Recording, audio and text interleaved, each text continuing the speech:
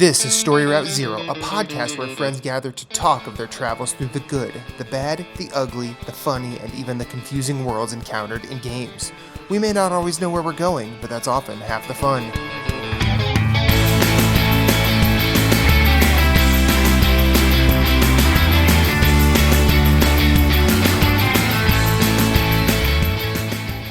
Do you have a question, comment, concern, or a story of your own? Hit us up on Twitter at storyroute_0. You can email us at storyroute0@gmail.com, and you can find everything we do at storyroute0.com. Let's have a journey. All the crimes committed day by day, no one tried to stop it in any way.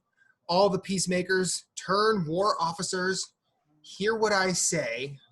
Welcome to Story Route Zero. My name is Matthew Kiel, and I just quoted the lovely Junior Mervin. If you don't like reggae, that's your problem. I have a couple friends with me. I have the Mouth from the South, Moose. How are you doing, sir? Doing well. How you doing? Well, I was like, wait, could you not hear me? One week, Moose is just going to come in dressed as Jimmy Hart and really be the mouth from the South. Dude, if he shows up in a pig suit, I am 100% for that. I'm 100% for that. That other voice you hear is Jason Marshall representing Remnant from the Ashes. How are you, sir? I'm doing well. How are you? Well, so is this on? Well, it's how is everybody's weekend? Moose gives a thumbs up. Jason gives a thumbs up. Okay, well, it's been a fucking mess for me. Oh man. Prior to the last show, I was unable to get home due to the world right now. I work in the middle of Philadelphia at a pretty large trauma center, so I had to sleep there overnight. I was sort of anticipating that this past weekend, but it seemed like the aggressors were able to hold their shit in so the protest could go along peacefully. And yeah, I've said on several occasions, I don't think I've said it on this show, but if I didn't have to work, I would be there every day, because fuck shit's gotten out of hand. But that's where I'm going to leave it. The weekend, though, was a weekend full of exhaustion for both my wife and I. Saturday, when I went to work, Reed was like, I'm going to try and get up. And then I texted her, and she's like, you might have to Uber home because, yeah, I've not left bed. And I'm like, you know what? That's good. She needs that. She tried to get up. She tried. And it's the effort and thought that counts. I think she tried to get up, and instead of getting up, she succeeded in taking care of herself. That's how I look at that. So, Sunday we went to the store, and we're kind of I've been in a funk for the past like 5 days where if I don't have a headache, I'm about to get a headache, and I was sort of on and off games just because like every time I get into a rhythm, I was kind of like, you know what, I think I'd just rather sleep. But in fact, since I said games, I'm just gonna go right to games. I'm gonna start if you guys don't mind. No, yeah, rock and roll, man. Well, I had like a whole weekend thing planned, and I was just like ready and just. Okay, well let's do this then. Okay, what? Tell us about your weekend, Jason. Well, we finally decided to clear off the now that the weather's getting warm. We cleared off the patio. Yeah. So we put the blow up pool for the girls because our pool, I don't know if they're opening or what. Water table. Wife bought a umbrella, and I had to go pick up sand. 50 pounds of sand. You know how don't answer the obvious, but do you know what a 50-pound bag of sand is like carrying up the stairs? That's pretty brutal. I can imagine. It's like I got to the landing. I'm like, no, we're done for now. This is my union mandated 45-hour break. It was also weird because the 50-pound bag of sand it wasn't as like big as because we buy like a 40-pound bag of food for the dog. Unless they just pack the bag of food poorly because the bag's like 4 times the size of this 50-pound bag of sand. Yeah. I mean, I don't know how density would affect actual weight, so I don't really It want shouldn't, it's but not I think the bag is just dense. bulky. to. Yeah. Just because, like, I would wager that if you had a ball of sand the size of a dog food pellet, I'll bet you the sand outweighs it. Mm-hmm. Not like noticeable by like human grip, but probably noticeable in terms of a scale. Yeah, but I think So, I got to do a lot of reading. oh, okay. What you reading, sir? This guy here, educating. Well, I reread All You Need Is Kill, which some people would know as Edge of Tomorrow, the Tom Cruise movie. Oh, you mean Live, Die, Repeat? It's funny. When I saw it in theaters, the release date, it was Edge of Tomorrow. Mm-hmm. Literally that weekend, they changed it to they changed it upon home release to Live, Die, Repeat. See, all I remember is it coming out and all of a sudden it was Live, Die, Repeat, and like I thought in a different region it was released that, and then they just decided to release it for the home everywhere as that name. As that, because frankly that's a better goddamn name than Edge of Tomorrow. Right, but I still don't understand why they changed it midway, because the graphic novel's All You Need Is Kill, so it's not like it was in conflict, like there was a licensing. Mm-hmm. And then they released, and it's like, what? And then I started rereading, I'm halfway through Good Omens. Okay. Oh, that's a good book.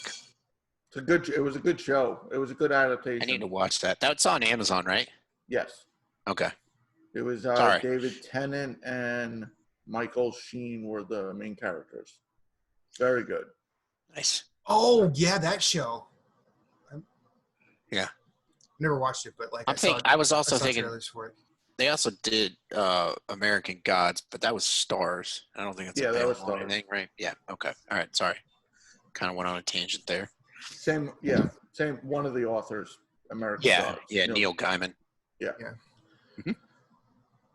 But now we can go to games. Okay. So I got my 7,000th trophy this past weekend. It was. Cheers to you, sir. Thank Cheers. you. I'm having a little bit of wine left over from dinner. It was the Platinum Trophy for Kentucky Route Zero. Which, that game is still fucking good.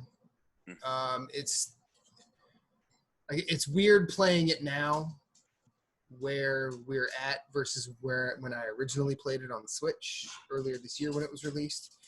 And it hit some places. It hit some places, but yeah.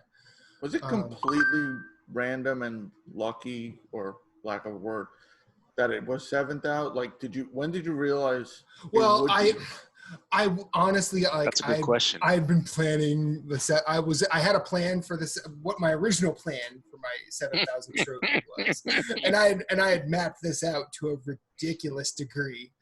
I was going to make it. I was going to make trophy number 7,000 and platinum 150 line up,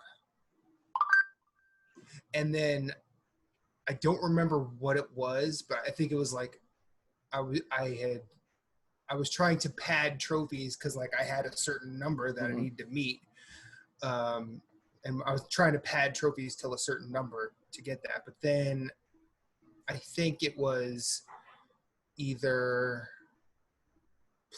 getting back in a division with Moose and getting way more trophies than I had thought. as well as... You mean the Warlords of New York DLC, right? Warlords of New York, but then I got all the other ones too. The ones for the special missions they released. Yeah. So I got all those, and then I was looking at it, and I'm like, okay, I either have to stop playing this or come up with a new plan. And preemptively, before I got to the point of like absolutely no return, I said, okay, I'm going to just come up with a new plan. And I was looking through games I had that weren't easy, but like had like manageable trophy lists. So so I wouldn't be stuck between a certain amount and 7,000. And I saw that Kentucky Route Zero has 25 trophies. I'm like, okay, I can aim at 6975, and then from there on out, I don't touch a game until I platinum Kentucky Route Zero. And Kentucky Route Zero, if you have your energy and your engagement with text is right, you can do that. You could do that game in a day. You can do it. You need a break for food because it's probably about a 10-hour game. Yeah. But I did it over a couple just because of exhaustion. And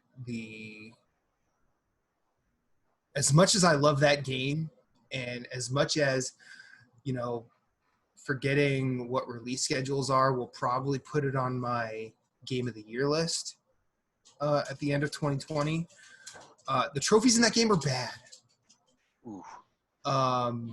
Not because not because it doesn't try things, not because they're unimaginative, but I think there is a way better. I think there's potential for way more creative use of trophies for that game. Not because like they lead to spoilers, because they don't. I think the closest you can call a trophy a spoiler is the trophy for completing Act 5, and I think it's just a line of dialogue from the game, which whatever.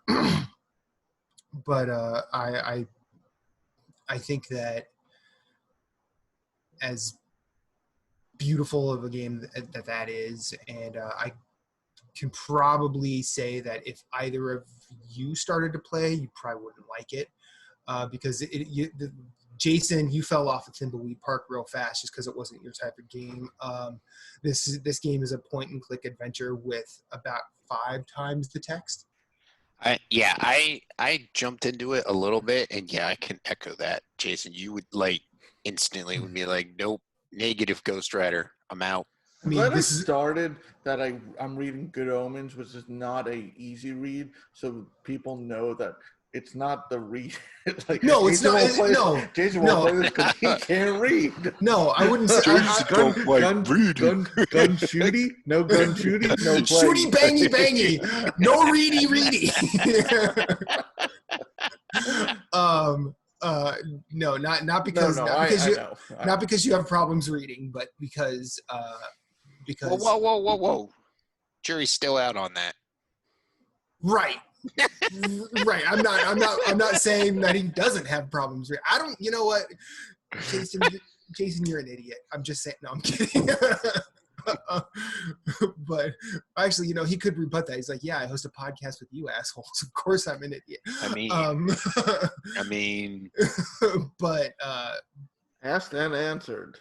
Hey, but if you're not in for a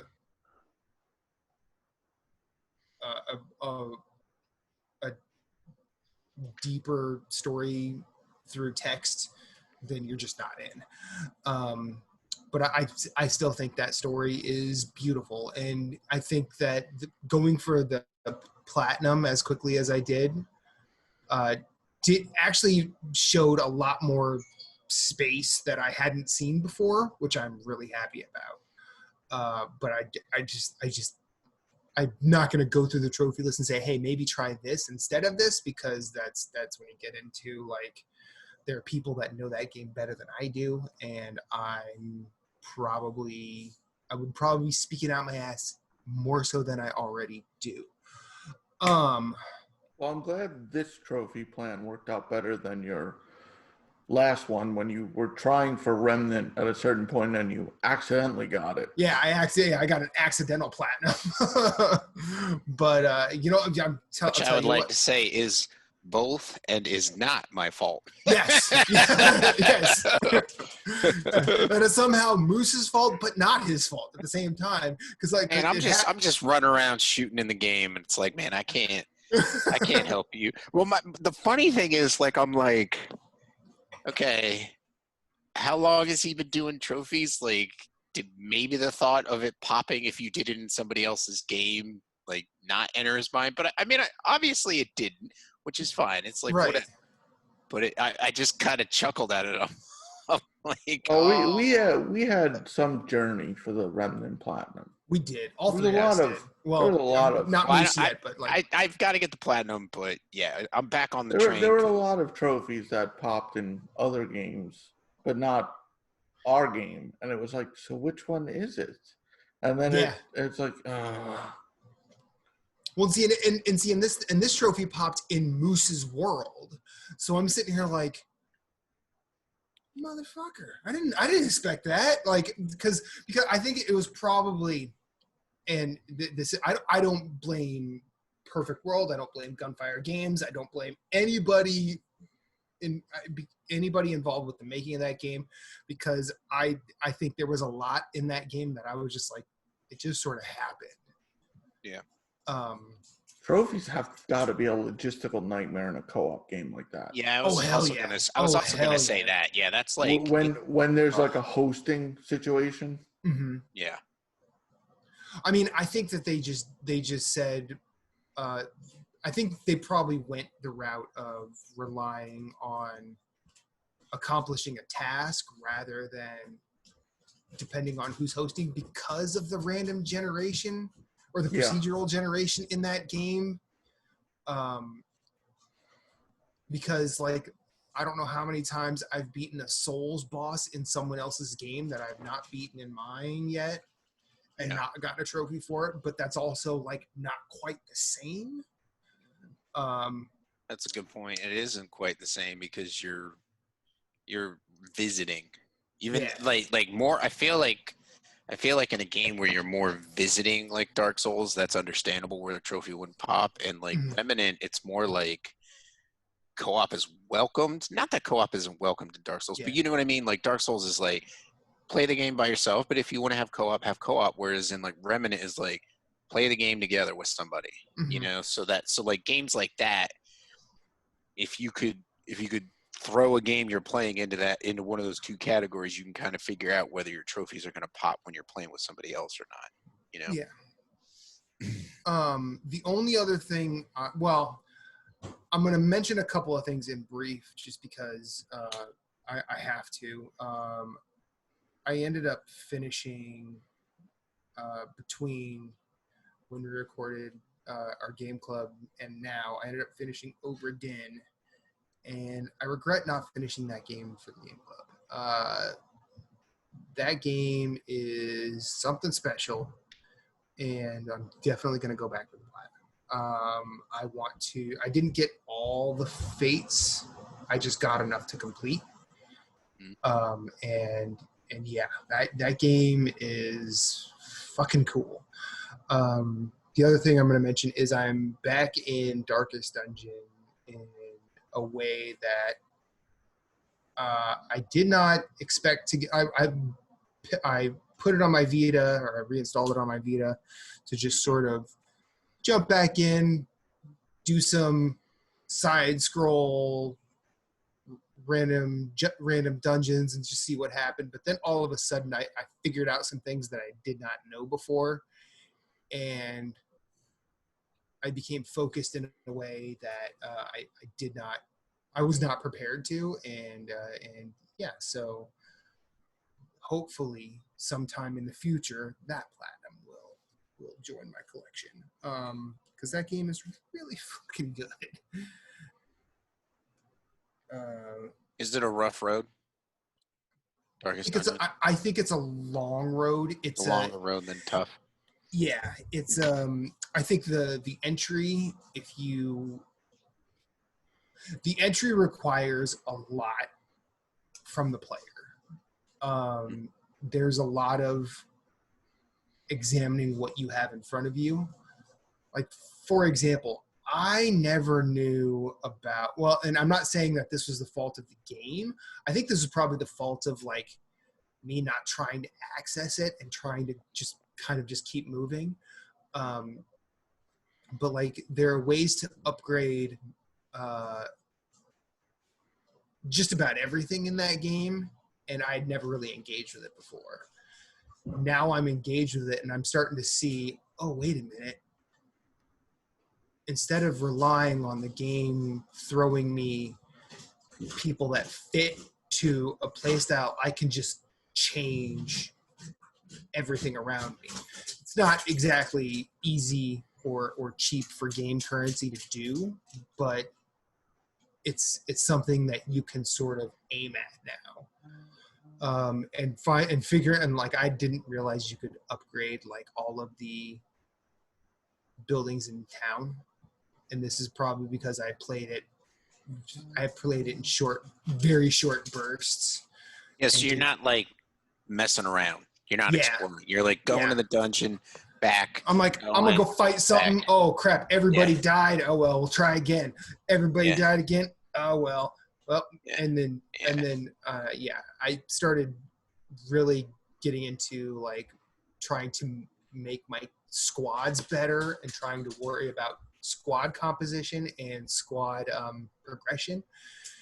And now that I'm doing that, I'm just like, oh, this game is way deeper than initially thought. This is probably as deep as everyone was talking about but it was way deeper than I had engaged. So yeah, that game is really cool, and I really hope the PvP DLC hits consoles, but I could understand why it wouldn't, because playing it on console and even on Vita and Switch, there's a cumbersomeness to it that I could see some people going, wow, I have to walk away from this because I have to think too hard.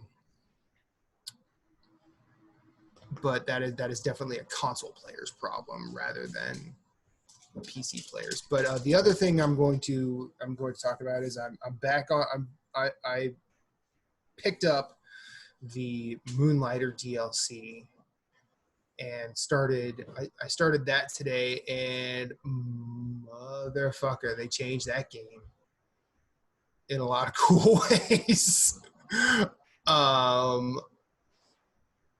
The DLC is more roguelike than the base game is. It's not like, I would recommend you go through the DLC after you beat the game, because the enemies in the DLC are basically way stronger than the enemies you see in the main dungeons, and the enemies that are from the main dungeons that tend to show up in the DLC, they're about twice as strong as their base game counterparts. Which is game, brethren. What? Nothing. Good. Which is fun in a strategy context, but when you're trying to manage these enemies that you don't expect to hit you that hard, hitting you way hard, and they're hitting you way harder, as well as these new enemies that are on their own bullshit. I find myself thinking a lot harder this time out. And then the new vendor I just unlocked, or at least the new vendor in town, and I got a 5th shop upgrade, and I'm going to say this. This is apropos of nothing. The 5th shop upgrade, it like expands everything that was in the shop as well as the amount of wall hangings, but it also gives your shop a Roomba. Because why not? Why not? because now every time you walk in, this Roomba is just bouncing from thing to thing, cleaning here. It's great. How is the DLC attached? Is it? Oh, there is the Wanderer, the giant green thing that shows up. Hmm? There is a portal in the middle of the caves. So like you have the Golem Forest, Desert Tech, door number 5. Yep. In the middle of that, there's this giant green door that just pops up. Okay. How does it? Like if How does it work as if you jumped into it for the first time? Does it force you to go to it? Can you go to it? You can go around it. I think you could probably go to it and just start. Okay. Like I'm curious how it would affect, like, say, Moose, who isn't beyond the first dungeon. Right. Yeah, I think that's what he was getting at. Like, does it force me to go do it? Does it change like the world I'm in because I haven't gone to it? You know, like what? So I'm only playing it on characters that have already beaten beaten the game. The opening cutscene, it's those.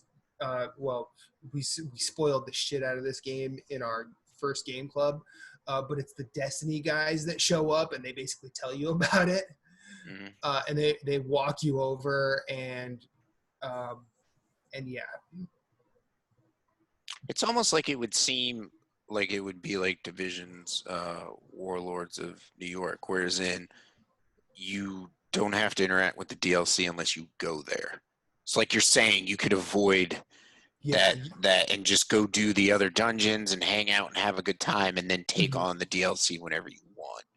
So, which is cool, and that's nice that developers do that, you know? Agreed.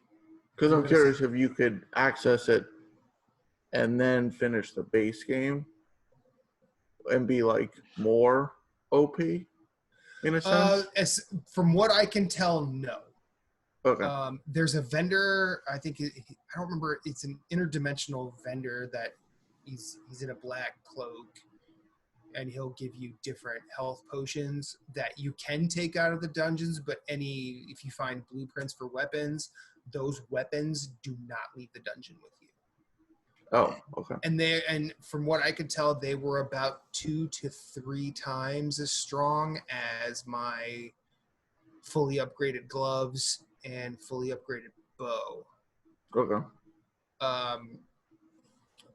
But funny story, I lost those because just about every enemy in the DLC has a super strong hit that will not, because like when I got one of the black cloaked guy, when I got one of his weapons, or I got enough to have one in each slot, I would put my weapons in my pockets, so if I died, I wouldn't lose them. But every enemy in this dungeon has an attack that will knock stuff from your inventory off. Oh, nice. But you can pick it up, right? It's not like it knocks. Yes, you can get it back. But if you pick it up and you are able, and you aren't able to finish the room you're in, you haven't been able to map it back to your pockets because it's based on when item placement is based on when you pick it up. So I lost both of my super, end game, base game stuff. So that has become an annoyance. But it's fine. Everything is fine. I'm okay. The world is not on fire, I swear. But I think because I had spent a lot of time trying to go after the Savage trophy before getting the DLC, like I have 11 million gold, so instead of trying to farm everything, I could just go buy the materials for each upgrade from from that Retelier or whatever his name is. Liaison. That stupid asshole that overcharges you for everything. And, it's the game even recognizes his snootiness because the music changes to the point where it sounds like stuffy, annoying classical music. And not to say that all classical music is stuffy and annoying, but if you know... It's out there. There's that type of classical music that is just like these... I'm not sure these people actually like classical music, but they want to portray themselves as erudite. And yeah, fuck the Retelier. What was it? Oh, and the you can get upgraded versions of the weapons that the vendor will sell you in the dungeon. The trophies are there's a Bloodborne ass mechanic now. But it's not the best. I don't think it's the best implemented thing. The weapons you get in the Wanderer dungeon are called trick weapons. Ooh. And in the base game, each weapon had, its normal attack and its strong attack. To use the strong attack on these trick weapons, it takes your life. But the trade-off is it does about 2 to 3 times what that trick weapon's normal damage is, on top of giving a status effect. So it becomes like, I think as you upgrade, also I'll call it DLC armor. It basically just extends your life bar. So as you get higher on that scale, that would be the point where a trick weapon becomes like, oh, this makes sense to use now. Yeah. But yeah, so that game has changed in a way that I was not expecting, and I'm glad it's there because I feel like I will have a lot more fun going after 10,000 kills in that game doing this than just going back through the base game dungeons and hopefully getting at least 100 per run. Yeah. I have gotten to the point where I can unlock the elevator to the second floor. I've got to the 4th floor a couple of times, but never had enough of the dungeon currency that will allow you to unlock the elevator to the 4th floor. So I think I just need to manage that a little bit better. But yeah, Moonlighter, still cool, still fun, and I'm still having a blast doing it. Okay, Moose, I'm going to say you've talked the least. So before we get into what Jason and I had a bit of fun experiencing today, I've noticed you've added a couple new partners to sit on your back while you carry them through Division. I've been carrying a lot of motherfuckers through Division. Jesus. Yeah, so I have jumped back into Division. My buddy Marco. Jumped back. No, You never left. You didn't leave. You didn't I leave. kind of did leave for a while. I kind of left it for a Okay, while. one day doesn't count. Since the last episode. No. Actually, no, I'm going to derail this. Before we talk about Division, I know last week you basically did not get involved in any turnip nonsense in Animal Crossing. Correct. Are you out of Animal Crossing now, or are you still going back? I'm taking a break. I want to go back, but I'm taking a break. So a couple of things have facilitated that break. And one of them is my brand new 8-bit do controller. Okay. God, this thing is fucking awesome. So I got the SN30 Pro Plus, and that's actually the name of the controller, and you can get 3 versions. You can get the Super Nintendo version, which has like the same color scheme as the Super Nintendo, and the buttons are concaved on the 2, Y and X. And then they have a version that's fashioned after the Game Boy, where you don't have Like you don't have the arrows on the D-pad, you actually have the lines like it had on the Game Boy. Okay. And then there was a black version, and I bought the black version to just go along with like all the black controllers I have. And I bought it for two reasons. One, I love 8-bit Do.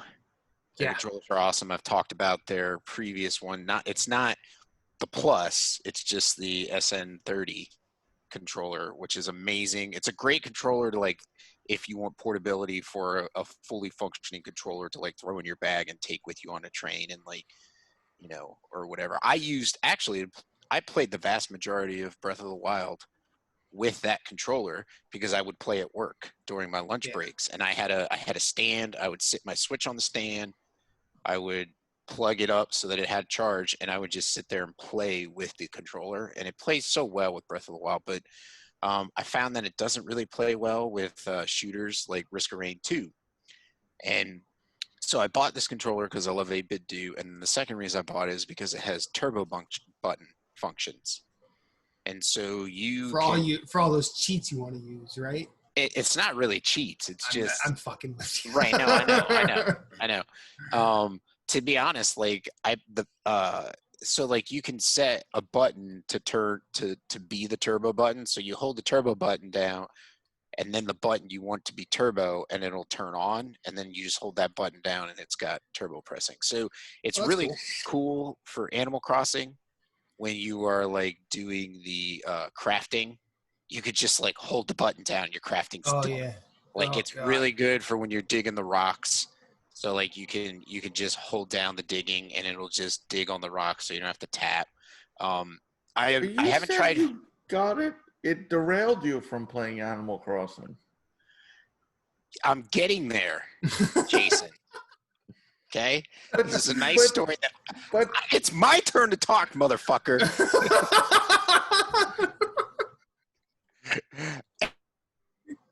You're in timeout.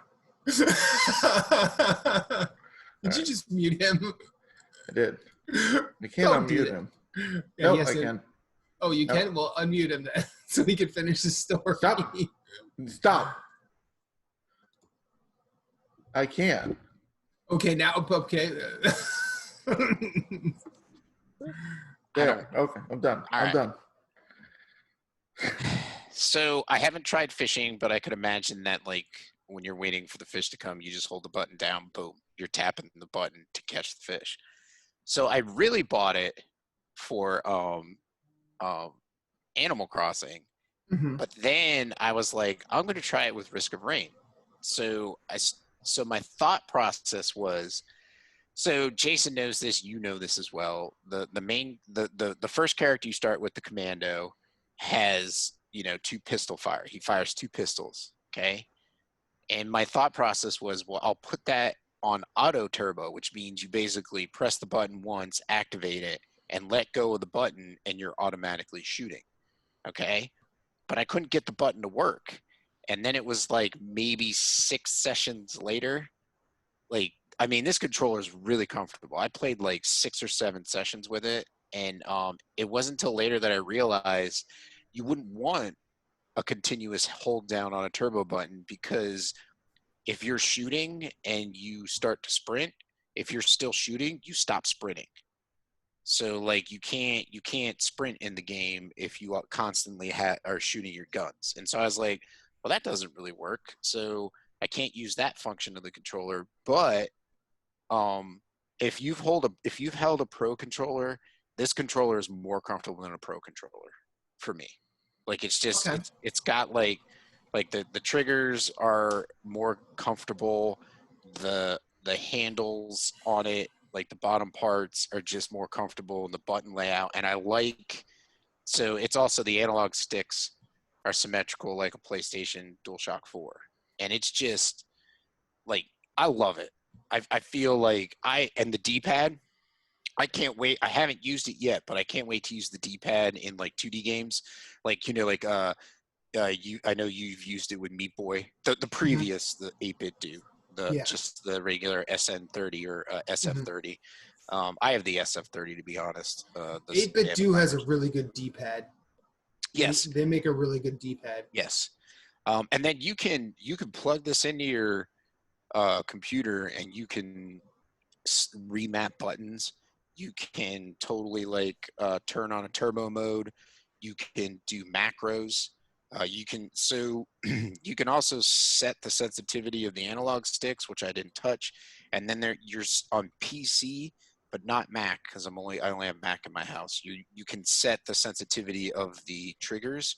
So the triggers are kind of like the GameCube triggers, you know, how like you could like pull in a little bit.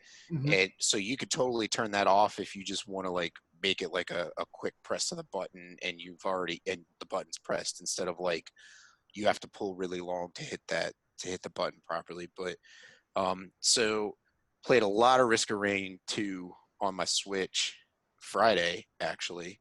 And that was a blast. I had a blast. I hate, you know that swamp world? There's like the swamp. I hate that world. I can never find the portal. And so I spend like fucking 5-10 minutes in that place needlessly running around looking for the portal. And I'm like half the time I want to just quit the game and restart a new one and hopefully not get into that world. But anyways, I found a lot of new add-ons that I've never seen in the PS version of the game, even though I played the PS4 version Way more. more. Like we've played it more, Mhm. but I've had more sessions on that game. But the game runs really well on Switch. Um, if you like roguelites, it's a third-person shooter. It's got like some really cool physics to it. It's a great game. I've talked about it before, and it's a great co-op game. Yeah. So, and I think it was on sale recently on PSN. I don't know if it still is. So, I bought the controller for Animal Crossing, and the fact that I wanted another like 8-bit do controller, because it also looked extremely comfortable. But I ended up using it for Risk of Rain 2, and that's probably what I'm gonna do. Like I probably will not. So that's why I kind of like fell out of the Animal Crossing. Like I think I got burnt out on the Animal Crossing. This past Sunday was the second Sunday I didn't buy turnips. So I just kind of like was like, whatever. Like I don't even log in and do my daily stuff. I don't know how long it's been since I've played Animal Crossing. Oh wow. Maybe Friday, because I was at work and I was like, well, I'll just do my daily stuff. You Mhm. know, like I'll grab all my rock supply, hit all my rocks. I'll get all my money trees, all that stuff. But like I have not like gone in and done anything else with it other than just kind of like bare minimum daily stuff. But then like Division 2, my good friend Marco has picked it up, and then Jeff has completed his platinum on Far Cry 4, so he's kind of jumped back into Division 2. And then Jason had it inadvertently pushed upon him, like he has pushed many a No. game on our boy Well, Jeff. Well, no, I said if the game goes on sale again, I'll play it. And lo and behold, the next day it was on sale. And so he's right. So Jason's been playing, so I've been playing with him. You jumped in with us today. So it's a good time. I love Division. I still love the shooting mechanics. I was having a complete blast when the four of us were playing, because we were just running and gunning and like just like wrecking shop. I mean, it doesn't hurt that like I had my level 30 in your level 20 something's world, but we were still, the four of us were like running around and having a good time playing the game. But I want to push for the platinum. I think I want that to be my first platinum of the year, even though it's like what, June. So that might be my first platinum if I don't do Thimbleweed first. Like I really kind of want to finish up Thimbleweed's platinum, because it's not that hard. I just have to play through easy mode and be done with it. But yeah, I think I need 2 trophies. I need the trophy where I don't pick up any dust up in a playthrough, and then I need easy mode, and just so that should be pretty easy to get through. So it's mainly been Risk of Rain 2, Animal Crossing, and Division 2.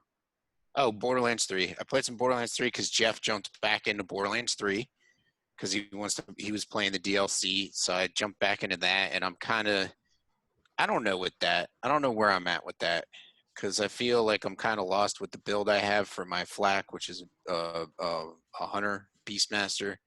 Because you look at all the videos and they're like, this is the build you need, and then it's like, these are the weapons you need. And I'm like, well, I don't have those weapons. What should I do on my journey to get those weapons? You know what I mean? Like, what should I be using? What talents? What weapons should I be? And so it's uninstall the game. That's right, what you should do. right, exactly. They're all about the end destination and the ultimate build and the ultimate weapons that you can get for that build. And it's like, well, how, what should I do to get there? And I've gone through like 3 or 4 videos and like nobody mentions it. And I'm just like, well, maybe I'll just do what I'm doing. But yeah, so that's about it. That's one thing I always hated about, like, if you were looking at like on Fextra Life, they have a lot of build ideas for Dark Souls games. Yeah. And you go look at that, like, okay, I can respec or I could just get there. But what do I do to get there? Yeah. Yeah. You're like what I'm kind of almost what I'm looking at with like doing a deathless run. So I got a buddy of mine who's doing a deathless run, and his personal best is only 2 deaths for all regular game DLC, or all regular game bosses. No DLC, but every available boss you could possibly do, he only has 2 deaths. And I'm like, that's awesome. I think I could do that. And then it's just like, well, how do I do that? You know what I mean? He is using a strategy for hitless. So he's like kind of like taking that and like trying to like make it a deathless run, which he's done. Because he started out, his first run was like 12 deaths, then he dropped down to 6, then he was at 4, and now he's at 2. So I mean, he's cutting back on his deaths. It's like you said, it's like it's out there, but they don't tell you how to get to like what you need or what you want to like make that build, and it's like you have to do more research to figure out what the hell they're saying. Yeah, but especially if anybody wants to try and be a caster in those games. Yeah. The only one of those games where it's really fun to be a caster is 2. Yeah, I've heard that. And it's really fun to be a caster. I think 3, like if 2 had 3's like mana situation and the mana assist that you have in 3, like 2 would probably be on a lot of people's Soulsborne game lists a bit higher. Not saying it would be like number 1, but like it would be a little bit higher, because that would basically make that would be the one of those games where you could be a faith build or an intelligence build or a hex build or whatever. Yeah. But so Jason, you're playing the Division now. Yeah. You don't sound happy about it. He's having a good time. Last time I heard, he was having a good time. No, I'm having a good time. I made the comparison. The loot drops like it does in Neo. There is like too much. Not too much. It's very hard to tell the difference when you're looking at it like quickly. Like I've settled into marksman rifles and submachine guns. That's what I want to do. So that makes it easier, just like trashing other things. But like, it's not just like Borderlands makes it easy, which is good because guns are the name. That's it. It's guns. But it's simple. It's like rate of fire, accuracy, magazine. Like, it's simple. Like, you look at like 2 submachine guns and like, oh, this one's slightly better. But then you're like, oh, but this has this and this talents. Oh, but this has this special ability. But then it's like, you give. I was gonna say it's really, you have to put it out of your head that it doesn't even matter what you use until you get to 30. Yeah. Like you can kind of just you can use a chest piece that boosts LMG damage even though you don't even use it because it's not going to make that much of a difference. I mean, obviously, if you get that perfect piece while leveling, sure, it helps, but the game's really, it's not hard, so you don't have to worry about the min-maxing till 30. So, yes, I am having a blast, except getting into the game. Jesus Christ. Yeah, the loads. It's that You know what? 9. It's Fuck that you, 9%. 9%. I feel like the loot in Division 2 is kind of like Diablo, but like it's not as obvious. So like when you pick up a piece of armor in Diablo, like it shows in the bottom left part of the screen, and I really think Diablo 3 does a phenomenal job of helping you manage your loot system because you can just hit down on the D-pad and you could see loot, and then you mark it as trash. You know what I mean? Or not, and just keep going to the next one. And then you go back to a vendor and you just sell all your trash. So anything you didn't want is gone. You don't have to like pick things up, go through your inventory, mark it as trash, keep going, pick things up. Like their loot system does a great job of like keeping the game moving. You know what I mean? And Division 2, like playing with Marco is very much a meticulous, low and slow kind of player. Like he wants to look at everything. He wants to know what like the loot is like. And we've had a conversation about that today. And I was like, dude, like I know I'm patient. Like I'll wait for you. Like, you know, do your loot thing, do whatever you're gonna do. Like I'll surf the internet or whatever while I wait for you, and then we'll run and gun. But I'm like, a lot of this stuff doesn't matter. Yeah. Like it doesn't matter because once you hit 30, you're in a whole nother league of your own. And his response was, and which was right, is I've never seen any of this. He's like, so he's like, I don't even know what I'm looking at. He's like, I just also want to see the gear because it's like, I want to look at the gear and be like, oh, that's cool. That's a cool piece. You know, maybe I can find something like it at level 30. And so I feel like Division could do a better job of like when you pick up a piece, it gives you the arrows like Diablo does. Because like you can go in and compare, like Jason was saying, his submachine gun. What is it? Emmeline's Guard. Emmeline's Guard, which is this. It's like a P9000 or P90, whatever. It's like it's got like 1,000 rounds per minute. 900 and 900 50-shot clip. Yeah, this thing is insane. So I got one. I think he might have had one before, but I dropped one for him, and so he's been using it, and he's just having a blast with it. But it's like you can hit triangle and show the piece of equipment in your inventory, and then the piece of equipment that you have equipped, and it'll show you your damage, your rounds per minute, your clip size, and you can figure out like what is better. But it's like you have to go through this system to try and find it, you know. And so they could have simplified it pre-30 because I feel leveling, and there's no like buff or anything. Leveling's easy. Like you do a mission, you're almost guaranteed to get a level. Like it's insane how quick the XP bar moves. Yeah. Like, so it's almost like you could have simplified pre-30 gear and not put all this extra. Like there's sets you can find pre-30, but it's like once you level, like a blue can be better than like a rare could be better than a high end. And it's almost like, well, what's the what? So that's why, like, I've noticed, like, with me, I quickly assess it. It's not a better gun. Junk, and I'm gone. Like, I trash everything, and that's it. Move on, because I know at 30, like, there's no point hoarding that, because at 30, you're gonna just get rid of it anyway. So, like, to Jason's point, where you're like, okay, you got these guns where it's like, well, this one does more damage, this one has more rounds per minute, and this has this. Oh, but this gun over here has this. Like that, I don't like when I look at my gear, I'm not like, does it do the most amount of damage?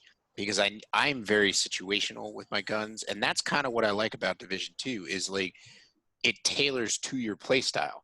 So I have I have an assault rifle that I run with on my main character called Glory Days, and basically I give up 35% optimal range for 100% stability. So that means that gun does not move when I fire it. So if I'm shooting at a target, that thing is dead in like no time. And so I run with a gun called the Pestilence, which is my main LMG. So that I use the Glory Days for things that get up close to me. While I'm trying to reload the Pestilence, I switch to the Glory Days and just unload on them and they're dead. But then also, like, you have mods. I have mods that I could put on Glory Days, which have pretty much negated that negativity to the optimal range. But it's just like going through it and trying to figure it out and like figure It's out very what daunting for new players. Yeah, Yeah. I think the fact that we all put in a lot of hours in the first game. Yeah. I mean, they didn't change. They changed a lot, but they didn't change a lot in a way. If you've played the first game, you understand that. So it's easier to go through. Like, Marco never played one. Like, I can go through my inventory 20 times quicker than him because I already know what I'm kind of looking for. Like, as I look through the stuff, I don't have to study it. So I feel it is a little daunting for. Well, they also improved the loot system with loot. I think it's like 1.8 or something. So it was the loot system they put out ahead, like right before the DLC came out. But they basically they changed the stats. Yeah, they had to because it was stupid cumbersome before. You needed like a freaking spreadsheet to figure out what weapon was better for you, and so they basically gave you a core attribute and possibly a weapon or piece of gear has like 2 secondary attributes, and if it has a gear slot, you've got 4 attributes on that piece of gear or whatever. So they did a great job in doing that, and the recalibration station is nice because you can like take weapons you don't want and use them in the recalibration station, and so like you can make a weapon that you find that has really good secondary stats but a shitty main stat, and if you have a really good main stat, you just recalibrate it and that weapon's fucking awesome. So they did a really good job cleaning up the loot when it comes to the DLC, and then they also did a great thing by providing targeted loot. So like when you hit up on the D-pad on the map, you can see where loot is dropping. So like we're playing and I'm like, man, I really want to try and get a better LMG. Where LMG's dropping, I can see where that is, find the mission and just go farm that mission. You know what I mean? Yeah. Instead of just hoping it drops somewhere in the world, they've kind of added like a guarantee, and then that rotates out like I think every 12 hours or something like that. It's like it'll change the next when you log off the next day, it's already changed to something else. So I think that they did a good job with that. But I also want to just interject here because I want to say that you don't have to get super involved with a build in order to get through the game. Yeah, that's true too. I mean, that's a great point. I because we were playing with Dr. Man Muffins earlier today. He and I he changed his name. I will he will never not be Dr. Man Muffins. That's right. But we were playing. He's like, so what's your build? I'm like, I have a full set of True Patriot gear. I have a rifle that I like and a shotgun I like. And that's it. And he's like, well, are you like adding it? I'm like, nah. Like I like Moose has talked about the Pestilence. I would love to get a Pestilence, but I don't play this game like he does. I don't play this, and I'm never gonna put the work in. Right. You hop in and shoot and have fun. Yeah.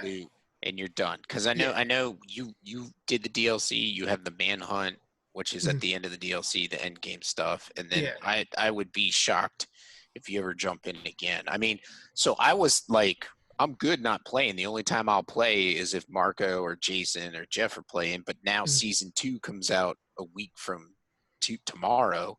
So I'm like, oh shit, I want to roll on season 2 and see what that's all about. And that means I should finish this fucking manhunt. He's So, like- God damn it. He's like a Planet Fitness commercial. I shoot things and I put them down.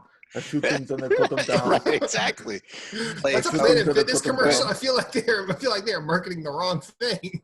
like I feel like you were saying, like, you're like, what's my build? And it's like, well, I feel like you can start somewhere in the division and move from there. Whereas I feel like Borderlands, you're kind of like up in the air. You don't know what the hell you're doing until you get the guns that are supposed to be meant for these god builds.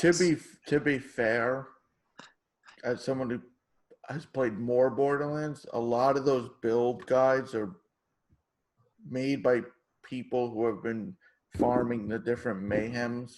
Yeah. Like, and I know you haven't farmed on, like, people would farm, because now the way you farm Mayhem 1, you get the weapon that lets you beat Mayhem 2, you get the weapon that lets you beat 3. Like, Yeah. and they're willing to, and Gearbox has done a good job where they put events where it's like, oh, an increased drop rate. And then there's the science thing that adds a buff to get, so people, like, if you played Borderlands the way you played Division, you'd find those weapons easily. Yeah, right. I get what you're saying, though. You look up a build and you're like, oh, but for this build to work, you need this particular gun. It's like, I just want a build that works with any gun.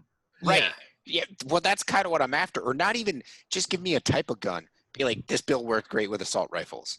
And I'll be like, okay, I'm good with that. Or yeah, because a lot of the builds are built off the synergy versus of an anointment with your talent, and it's like you don't have that, so it doesn't work. It's like, why am I not doing build this is the right useless. way? Yeah, the build is useless. Some of them are, yeah. Yeah. Dogs throwing up. That's not good. I can't wait to go back into Borderlands 3 and go for that platinum again. Wait, you don't have the Borderlands 3 platinum, right? No, I'm kind of holding off till Ahmed decides to start. That's a smart move. I haven't seen him in a while. I've got to reach out to him. So that was my thing with like Division 2. Like I was talking to Jeff about it, and I kind of jumped back in and I jumped into the dark zone, which are the trophies that I need, and kind of had fun with it. And then he was like, man, I'm going to finish Far Cry 4. Maybe I'll jump into Division 2. And he was like, maybe I'll do something in between. And I was like, well, if you're going to do that, I can wait. Like, I can still play the game, but I can wait on platinuming until the two of us can, like, work together and we can get that goal together, and get that platinum together. And now that, like, Marco's playing and Jason's playing, it's like, I don't know about Marco. I don't know how hardcore he would be about the platinum, but, like, Jason, like, me, him, and Jeff, it'd kind of be like the old, Nerds Gone Platinum days where we could all, like, good old Bloodborne, where the three of us can, like, get together and rock and roll on that plat. But Moose is just carrying 2 people through Bloodborne. I did not carry 2 people through Bloodborne. Oh, you didn't? I led the way. Okay. Jason can hold his own in Bloodborne. All right. Jeff, we both kind of like carried him. We were like the person under each arm. Oh, okay. Like, I was on his left, Jason was on his right, holding him up. New game plus. So it was a little more difficult than mine. I kept it all in one playthrough. He did. Jeff went to New Game Plus because he forgot the Cosmic Hunter's badge in the Upper Cathedral Ward, so he couldn't get some weapons. How? Yeah, so How? I don't know. So he had to go through like an entire playthrough to get up there to get it. So I mean, I jumped in and helped him run through that. But but Cosmic Hunter, how do you get that again? It's up in the Upper Cathedral. It's just laying there, right? Yeah, it's just laying there, but it's by a couple of brain suckers. So you got to watch out for them. Oh yeah, they definitely suck. Okay. So Jason, you like Division? I do like it. Okay. I mean, obviously the loading is a superficial complaint. I do have a complaint about the map, and not because I'm colorblind, but like I feel they could have done a better job when you finish something, like clear it.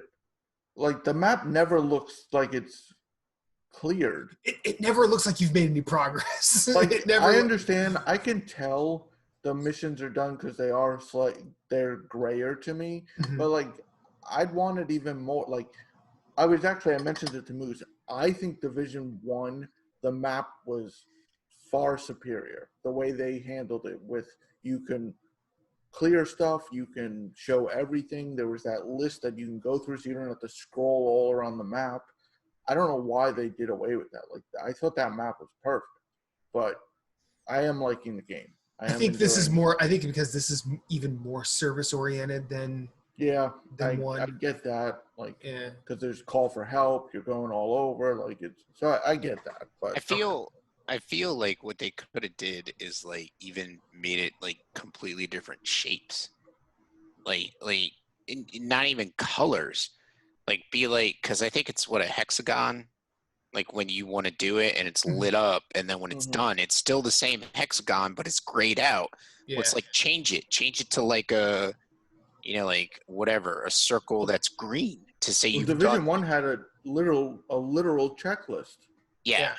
So I feel I agree with Jason where like when I look at my map, I'm like, I because I played it so much, I understand stuff is done and I know what's going on. And like I can hop into Marco's game and be like I was playing this weekend with him and Richie's girlfriend Taddy, and I'm just like looking at Richie's map and I'm like, well, you can do this, or this. Like, what do you want to do? Like, how do you want to move through your map? You know what I mean? Because I know the map so well and how to read it, because he'll just open it up and be like, I don't know where to go. What should I do? You know? And so if you have an understanding of the map, it's easy, but like Jason's saying, like it could be easier to understand, I feel.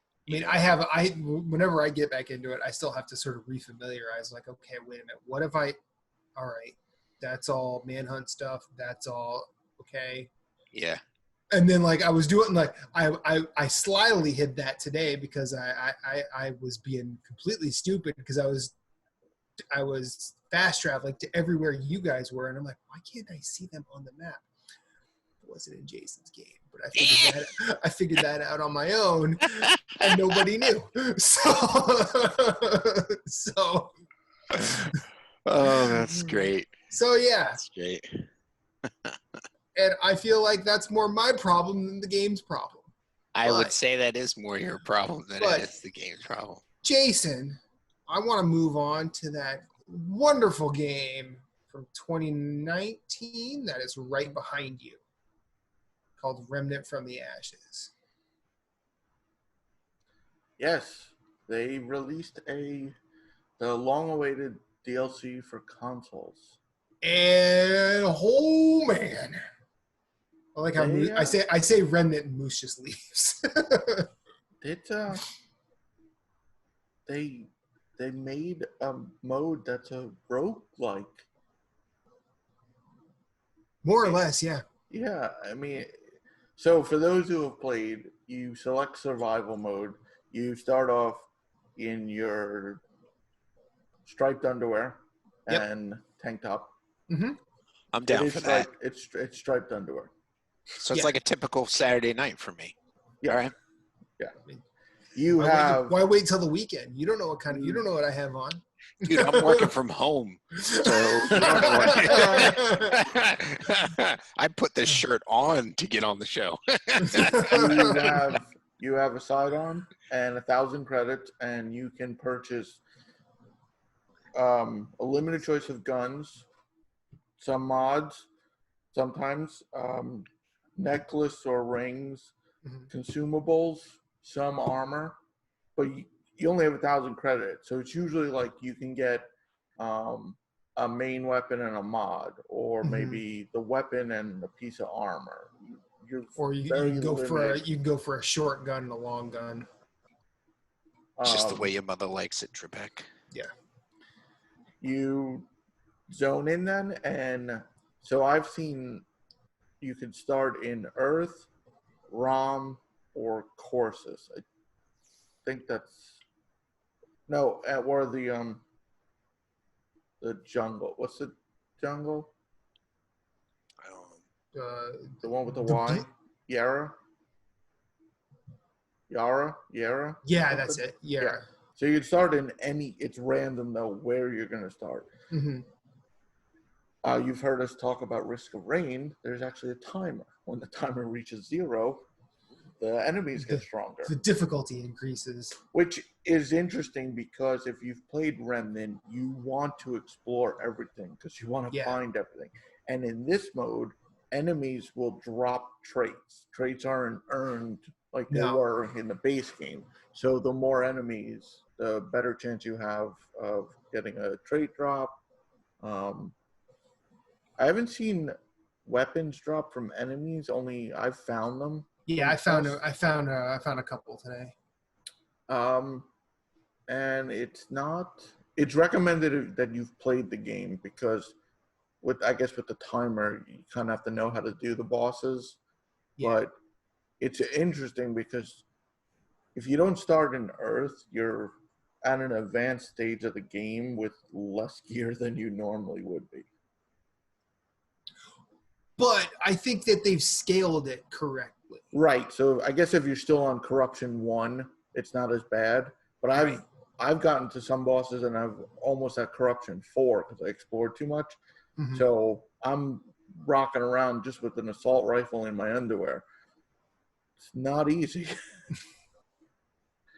But they nailed that one more run, like Dead Cells type thing. Like no. I could do this again. I could do better. Mm-hmm. There is a currency that. Have you gotten the currency? I did get one. It was glowing fragment. Yeah, a glowing fragment. It looks like simulacrums from the game. So you go back to your main game, and you can buy weapon or armor skins from. There's a new vendor. Okay. Where's the new vendor? Because I didn't even engage with that. By the Ward Mother. Okay. And what are armor skins? I haven't earned enough. I'm close to. I have almost 10 fragments, so I could buy a couple of them. Okay. I think it's just cumulative, as you like. Okay. Yeah. Okay. So that's the only thing you keep over. Okay. When you die, it'll show you how many you earned. If you earned, I assume if you beat a boss, because neither me or Matt have beaten one yet. You still earn scrap like you do in the game. Yeah. And I think you can make more purchases because there's actually, you can buy an increase in dragon charge at the beginning, but it costs 1,500. So my guess is once you make progress, your starting scrap probably goes up. Because I already saw Remnant's actual Facebook page. Someone had 30 kills in a run. Jesus. It took 3 hours. But my guess is they've made progress, and when you start with more credits. Okay. Because if you could purchase more than 1,000 credits worth, it probably makes it a bit easier. Yeah. To go through. Yeah, definitely it's a great leveler. But like I started I found myself like when you and I started, we got to the second little area, and then the internet shat the bed on your end. Yes. And I'm like, okay, well, I'll try a couple times by myself. And both times I was able to get to that second area. No, it was right before the boss. Yeah, it was like that. It was like the area before a boss, and that would have been like where something came from behind me, or I just got overrun by a bunch of tiny guys, or whatever. So I kind of think that they've done an interesting set of challenges for people who love the base game, but they don't make it much more difficult. Now, like you said, I think that if you don't know the bosses, this mode will be a pain once you get to one. Right, because some of the bosses from when we played, so I've seen in my attempts Shroud, which is one of the first bosses, one of the first two, Shroud or Gorfist. Funny suck. enough, Both suck both when you're in suck, the early but game. Gorefist was Moose got lucky. His first time through, he had Shroud. He didn't have Gorefist. Oh God. He was the worst. True. And then I had Riphide, who is from Lito's Lab, Yeah. the free update they did. But then there's actually in Corsus, which is the name of the DLC, there's a new second zone that you go through, and there's a new boss. This asshole can camouflage mid-combat and then teleports. Oh God, that sounds like the worst. So you remember the boss that teleports? Yeah. So imagine that, but he can go camouflage, so when he's done teleporting, you still don't know where he is. Oh, he also creates clones of himself that can also teleport and go camouflage. You're not selling me on playing this game. I mean, I played the original. It's phenomenal. yeah. So I'm going to play this, but it's like you're not helping the situation. But like, see, now I'm starting to think, man, that fucking sucks. But also, I want to put that fool in the ground. It's like a double-edged sword. Like, do you rush to the bosses and encounter them when they're on level 1? Because then maybe it's much easier. But I guess that depends on if you get a good loadout in the beginning. Or if you get a shitty loadout, take your time. Don't worry that the corruption goes up. But then go into the battle with full armor, weapons, and mods. Yeah. So it's like, which do you... I guess it really depends on what your loadout at the beginning is. Like a few times I had the beam rifle. So I was a bit more confident getting to... I didn't make it to the boss, but I would have felt more comfortable being naked with a beam rifle versus the coach gun. This is true. I'm always more confident naked with a beam rifle. I think it's just I missed the particle accelerator. Yeah. It's science. It doesn't surprise me that you missed I had it. like 20-something hours with that damn thing. Oh, and now I'm man. I just remember like Jason and I just trying to come up with weird combinations to like how to use that thing, and then we beat the Riphide like without even... We broke it. Yeah, we broke it to the point where some of like we killed we vaporized the life bar, like it was gone. Okay. And then it still had clones just standing there because like the game had not Like the game couldn't process that they were still alive. They were done. Yeah. But they were like, and you could shoot them, but they wouldn't move, and it was like, did we? We broke this. We broke this. Where do I go? What do I do? Like, hey guys, we're gonna go, but you stay here. I mean, if you hang out, right. Hang out, figure out what to do with your life. We are done with you. I love you, but I hate you, but I gotta go. Bye. No, but this is if you really enjoyed the base game, this is a fantastic addition. Because I know some people didn't like the hardcore mode they had. Because hardcore mode in any game really, you play a game, you die, you lose your character. It's kind of like, yeah. This is nice because it's like adventure mode where it has nothing to do. It doesn't upset your progress. Yeah. Yeah. I wholeheartedly agree. It's what, $10? $10. Yeah, $10. And I didn't mention it. It's designed for replayability.